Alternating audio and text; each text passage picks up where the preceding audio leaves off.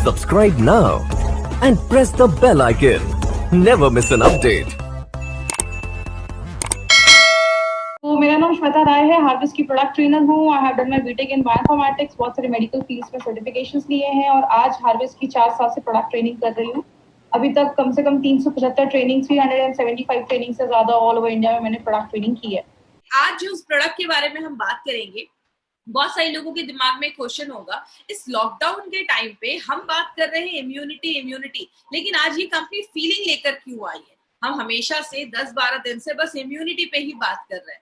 आज ये feeling liquid and capsules हम आपके लिए इसलिए लेकर आए हैं क्योंकि 2016 में यूएस में एक सर्वे किया गया। उस सर्वे के अकॉर्डिंग अनीमिया अगर किसी को होता है, खून की कमी अगर किसी को होती है, तो वो पर्सन की इम्यूनिटी को भी अफेक्ट करता है, उसको बीमारियों से लड़ने की जो उसकी ताकत है उसको भी कम करता है। इसीलिए हमारी कंपनी 2 तरीके से ये प्रोडक्ट लेकर आई है। एक हमारे 2 वेरिएंट में है, एक हमारा लिक्विड में है जो आप बच्चों को भी दे सकते हैं, आगे सारी आपको डिफरेंस बताया जाएगा, और दूसरा हमारा कैप्सूल्स फॉर्मेट में भी है।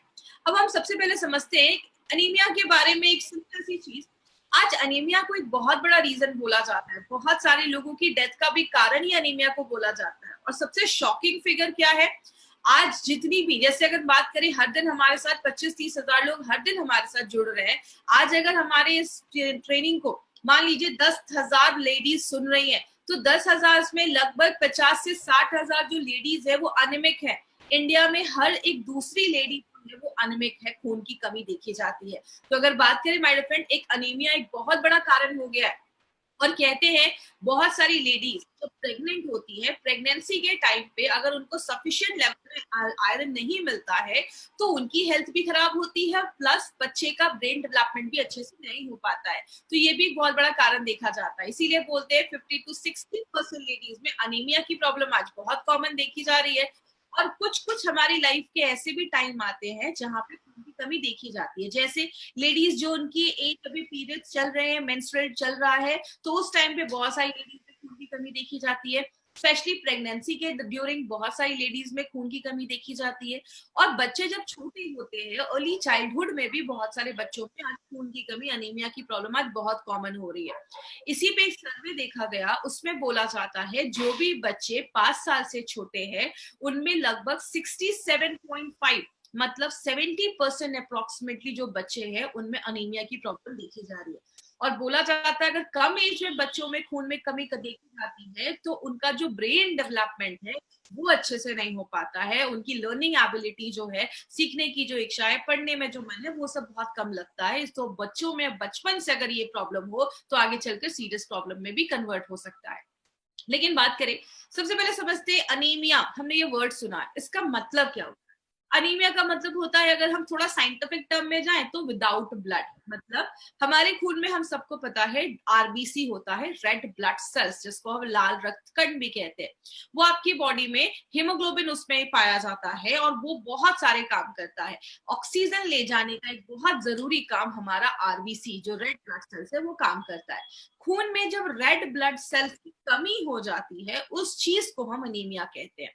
बात करें ये रेड ब्लड सेल्स, लाल रक्त कण क्या होता है, कहते हैं आपके खून में, जैसा मैंने हमेशा अपनी ट्रेनिंग में भी बताया, सिंपल लैंग्वेज में समझाती हूँ, हमारे खून में 3 चीजें होती हैं। एक होता है रेड ब्लड सेल्स, जिसकी वजह से ब्लड का कलर आपके रेड होता है, ऑक्सीजन ले जाने में काम होता है। डब्ल्यूबीसी, आपके बॉडी पे जब भी कोई चीज हमला करती है उससे लड़ने का काम करते हैं, वो सोल्जर, सिपाही जैसा काम करते हैं। एंड जो तीसरी चीज होती है वो होता है प्लेटलेट, जब कोई कट लग जाता है, खून बह रहा है तो उसको रोकने का काम करता है। आज हमें बस हीमोग्लोबिन पे, हमारे रेड ब्लड सेल्स पे ही काम करना है। तो कहते हैं हमारे खून में 40 to 50% ये रेड ब्लड सेल्स होता है, मतलब आप देख रहे हैं 50% जो हमारे खून की जो चीज है वो आपका रेड ब्लड सेल्स है। तो कितनी इंपॉर्टेंट चीज है, जैसा आप इस फोटो में देख रहे हैं, राइट हैंड साइड पे एक फोटो है जिसमें कुछ धागे जैसी चीज बनी हुई है और उस पे येलो येलो 4 डॉट है। ये जो चीज है, दिस इज योर हीमोग्लोबिन।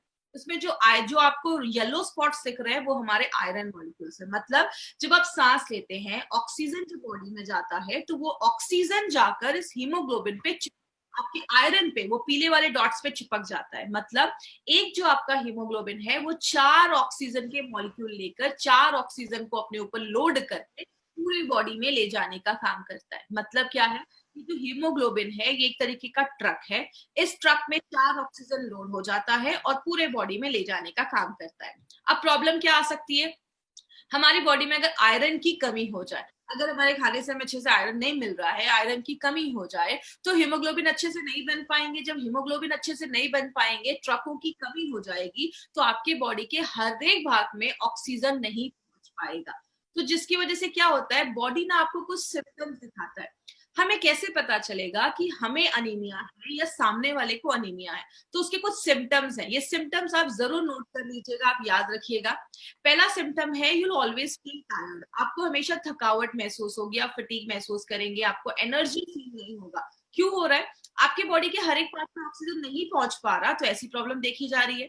दूसरा देखा जाता है आपके स्किन पे पेलनेस, मतलब आपकी जो स्किन है, वो जो त्वचा है, स्किन है, उसका कलर थोड़ा पेल होने लगेगा, मतलब कलर थोड़ा डल होने लगेगा। क्योंकि जब ऑक्सीजन की कमी होने लगती है, हमारे बॉडी के हर एक भाग में अच्छे से खून नहीं पहुंच पा रहा है, तो आपका जो स्किन है वो पेल होने लगता है।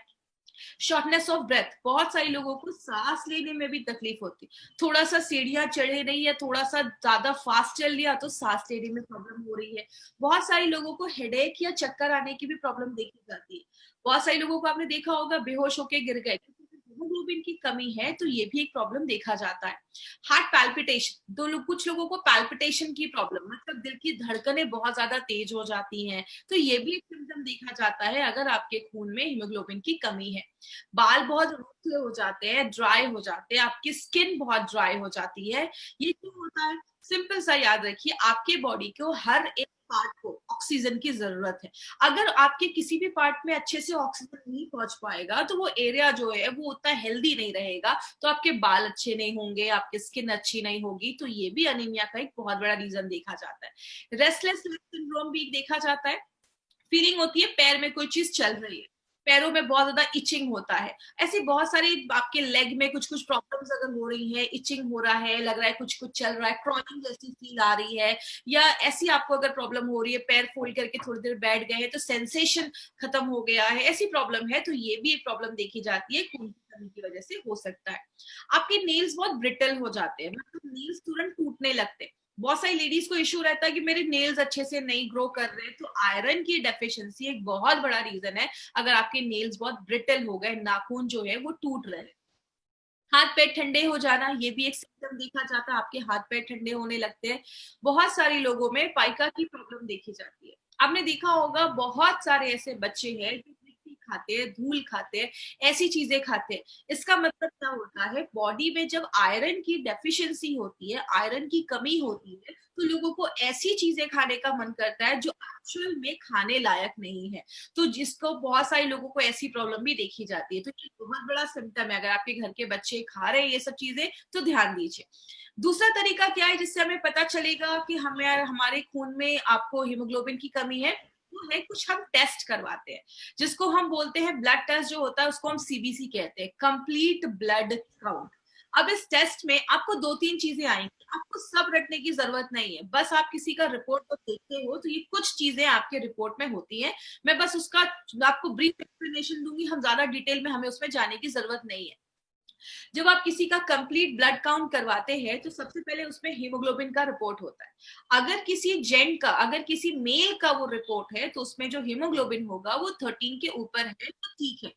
अगर किसी फीमेल का वो हीमोग्लोबिन का रिपोर्ट है तो 12 के ऊपर होना चाहिए, क्योंकि लेडीज में, जब लेडीज स्पेशली जिनका मेंस्ट्रुअल वगैरह चल रहा है बॉडी में, इसलिए हमें आयरन की ज्यादा जरूरत होती है। तो ये आप ये चीज ध्यान रखना है, 13 के ऊपर जेंट्स और 12 के ऊपर लेडीज।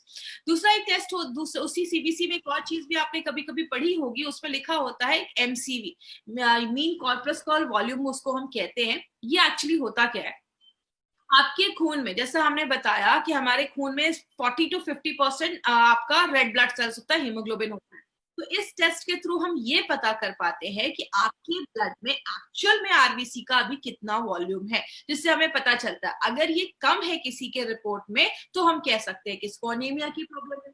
एक टेस्ट और होता है, उसी में एक रिपोर्ट और आती है, उसको हम टीआईबीसी कहते हैं। इतना आपको डिटेल में रटने की जरूरत नहीं है, बस सिंपल चीज याद रखिएगा, अगर किसी का टीआईबीसी बढ़ा हुआ है, टोटल आयरन बाइंडिंग कैपेसिटी बढ़ी हुई है, इसका मतलब बॉडी में जो आयरन की बाइंड होने की कैपेसिटी है, आपके हीमोग्लोबिन पे जब आयरन जुड़ता है तो ही ऑक्सीजन ले जाने का काम करता है, वो अगर बढ़ा हुआ है तो आपका जो बॉडी में आयरन जो है खून में कम होता है। इसीलिए बहुत सारे लोगों में ये भी सिम्टम है कि अगर टीआईबीसी आपका बढ़ा हुआ है तो आपको अनीमिया की, खून की कमी की प्रॉब्लम देखी जाती है।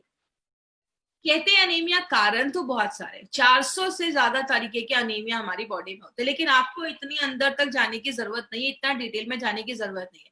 हमें मेन चीज पे क्या फोकस करना है, आयरन डेफिशिएंसी। अगर किसी के बॉडी में खून की कमी आयरन की वजह से हो रही है, मतलब खाने में आयरन की कमी की वजह से हो रही है, हमें उस पर फोकस करना है, क्योंकि अनीमिया बहुत सारे कारण की वजह से होता है। सिकल सेल भी होता है जो खानदानी हेरिडिटी होता है, विटामिन B12 की भी कमी की वजह से देखा जाता है, बीमारियों की वजह से भी खून की कमी देखी जाती है।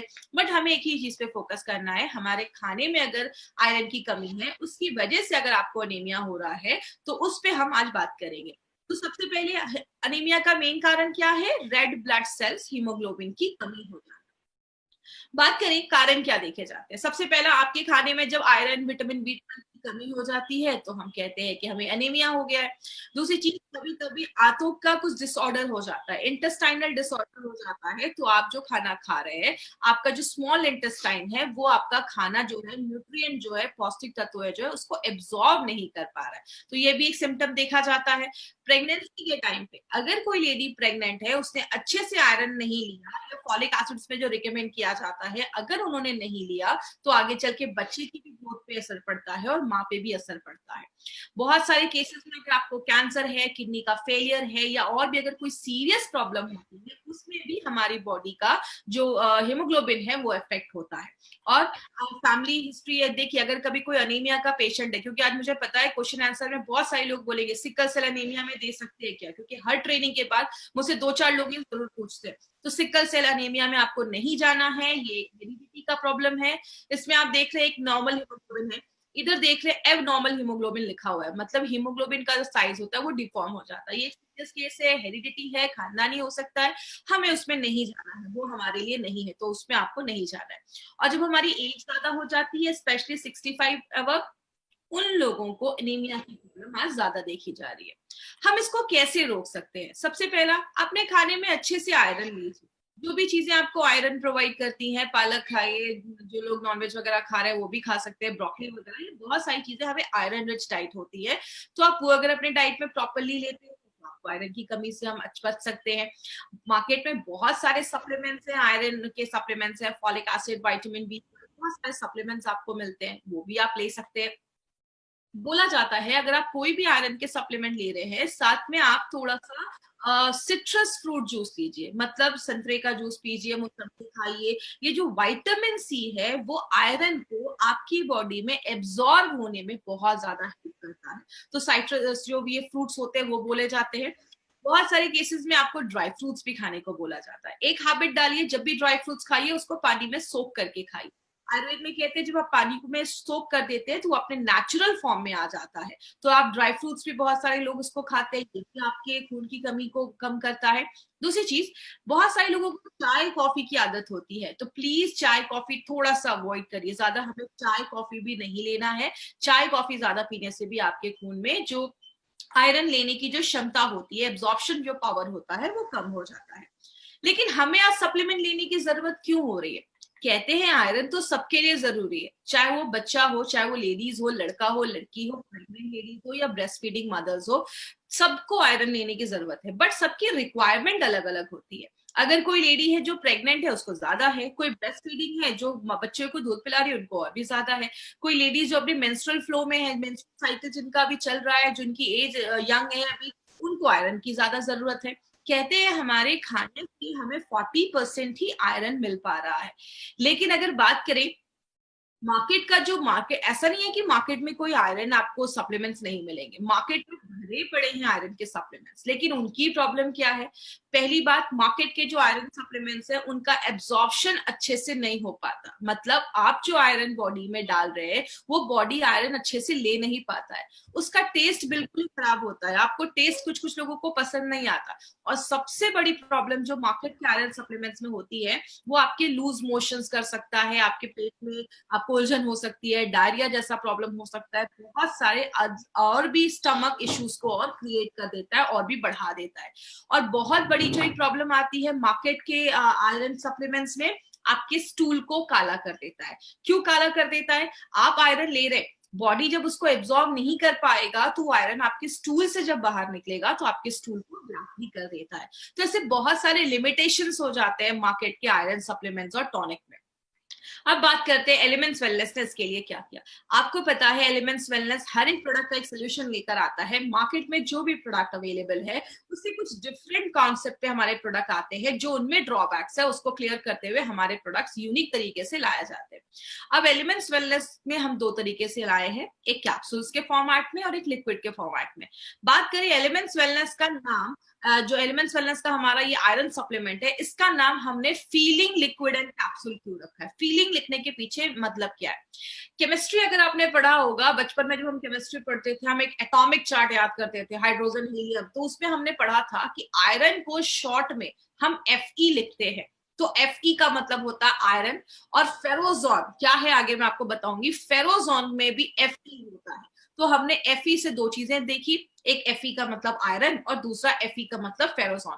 आप Fe के आगे आप दो रॉड देख रहे होंगे, आयरन रॉड को सिंबलाइज करता है।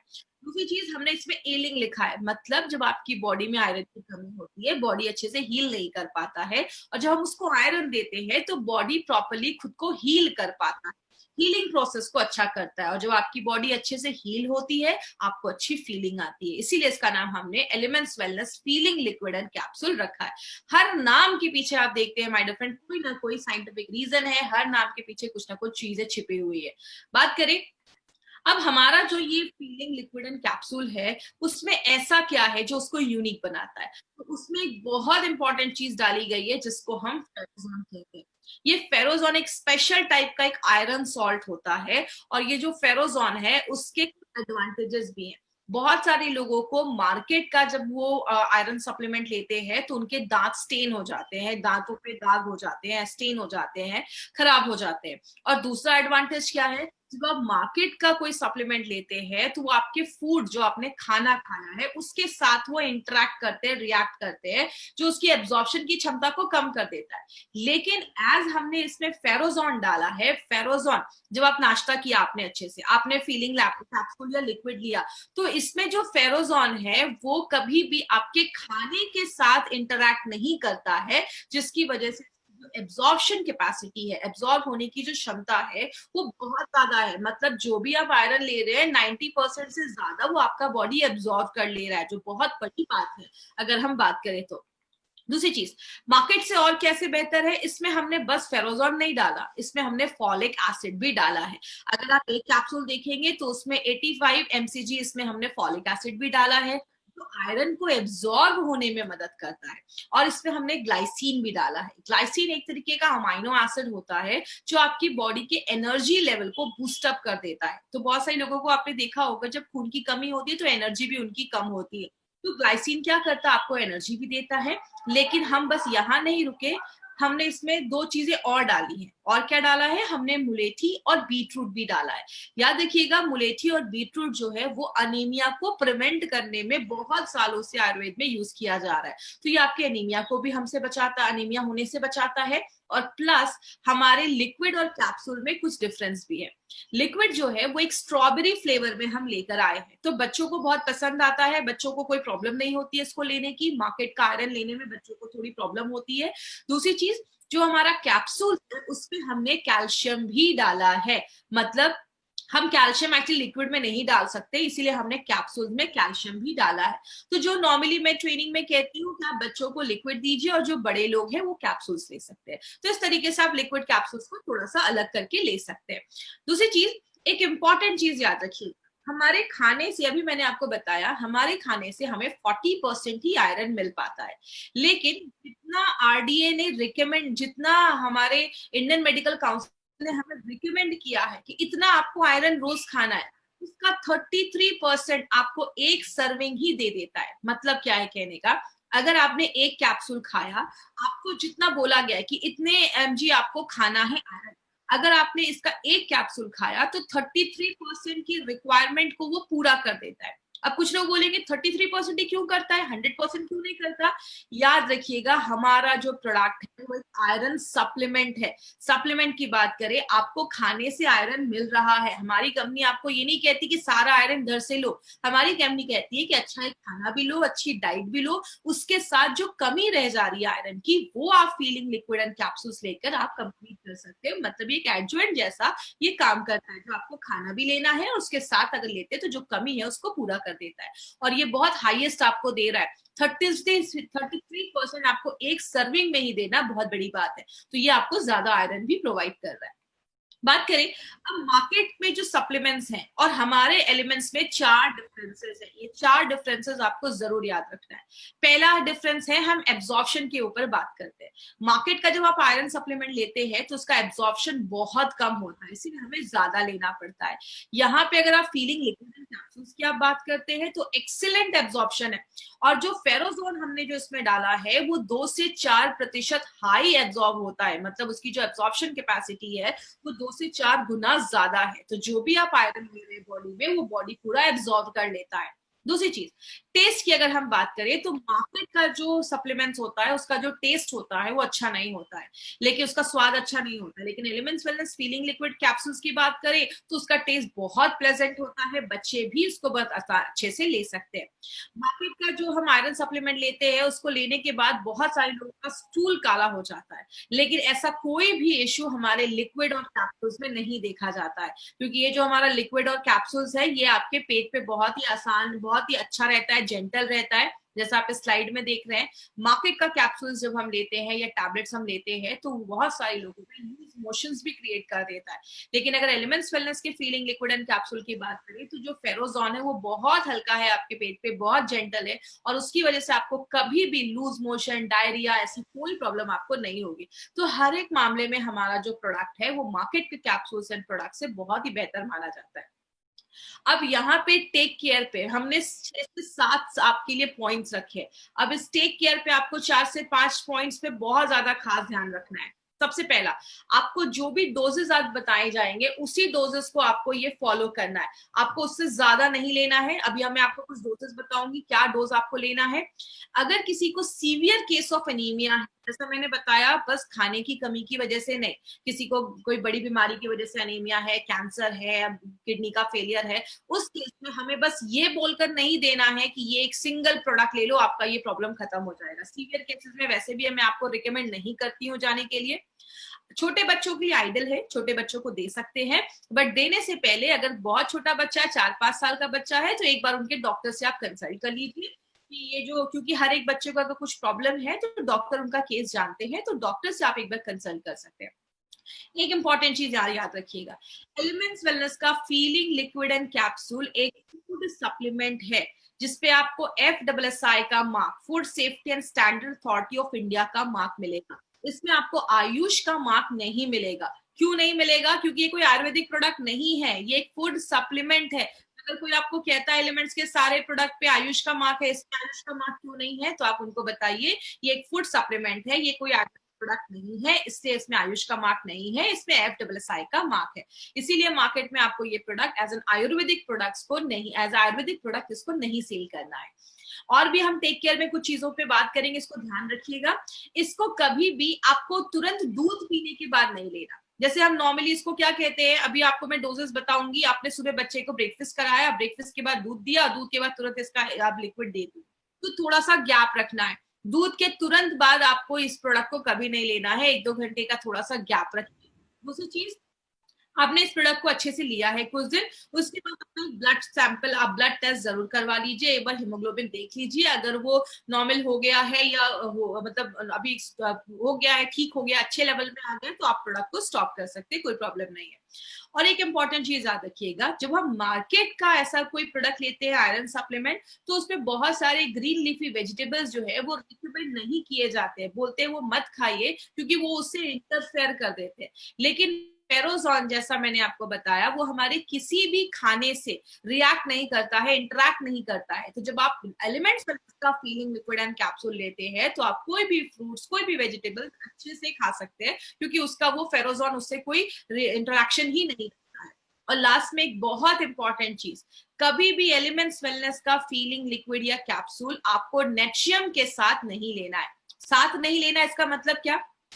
आयरन और कैल्शियम को जब हम साथ में लेते हैं, तो जो कैल्शियम है वो आयरन की एब्जॉर्प्शन को कम करता है। अगर आपने ये दोनों सप्लीमेंट साथ में स्टार्ट किया है, तो आपको क्या करना है, फीलिंग को आप हमेशा सुबह में लीजिए, नाश्ता करने के बाद लीजिए, और रात में आप कैप्सूल्स ले सकते हैं। एटलीस्ट 1 घंटे का मिनिमम गैप तो दोनों के बीच में जरूर रखिएगा। तो ये एक इंपॉर्टेंट पॉइंट याद रखना है, फीलिंग का नेशियम और अपना फीलिंग का एलिमेंट्स का अपना फीलिंग, ये दोनों साथ में आपको नहीं लेना है, आयरन और कैल्शियम साथ में नहीं लेना है, सुबह शाम ले सकते हैं।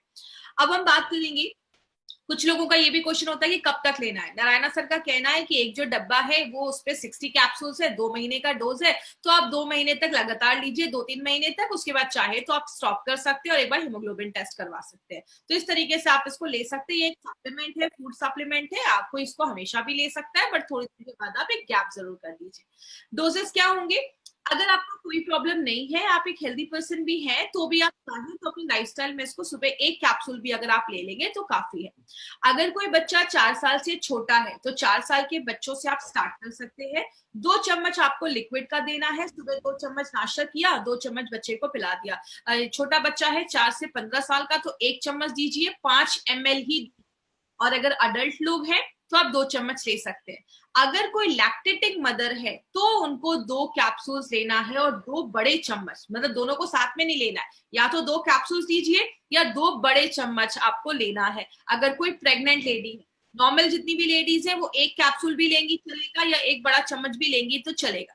Capsules actually normally travelling purpose के लिए बनाया गया है। जो लोग फ्रिक्वेंटली ट्रैवल करते हैं तो लिक्विड कैरी करना थोड़ा सा मुश्किल है, तो आप ऐसा कर सकते हैं। दोनों का कॉम्पोजिशन सेम है, बस डिफरेंस यही है कि कैप्सूल्स में हमारे कैल्शियम है और लिक्विड जो है वो स्ट्रॉबेरी फ्लेवर का है। बाकी कॉम्पोजिशन जो है वो लगभग सेम है, तो कोई इश्यू नहीं है। तो कैप्सूल्स ट्रैवलिंग के लिए है, और जो लिक्विड है वो आप रेगुलर कंजम्पशन में ले सकते हैं।